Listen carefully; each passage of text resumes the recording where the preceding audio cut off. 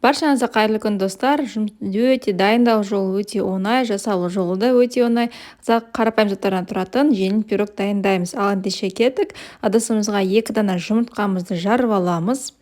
Ыдысымыз міндетті түрде таза болу керек.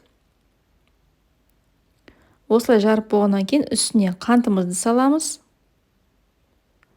Және жақсылап тұрып миксерлейміз. Миксерлеген кезде міндетті түрде соңына дейін жақсылап осылай ағаранға дейін миксерлеуіміз қажет. Сол кезде бисквитіміз өте воздушный болады. Осы кезде үстіне жылы сүт құюымыз керек. Міндетті түрде сүт жылы болу керек. Суық сүт болмайды. Және де осылай үстіне сұйық майымызды құйып араластырамыз. Жақсылап араластырып болғаннан кейін оның үстіне 1 шай қасық разрыхлителімізді салып жақсылап онымен бірге араластырамыз. Және осыны ситодан өткізіп аламыз.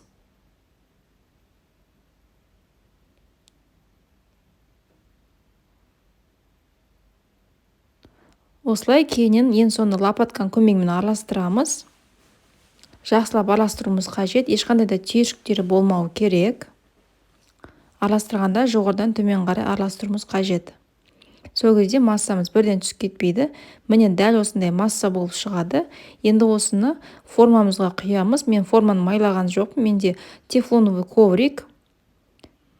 Осылай қамырды қойғаннан кейін 180 градуста 30-40 минуттай пісіріп аласыздар. Өте дәмді болып шығады. Дайындап көріңіздер.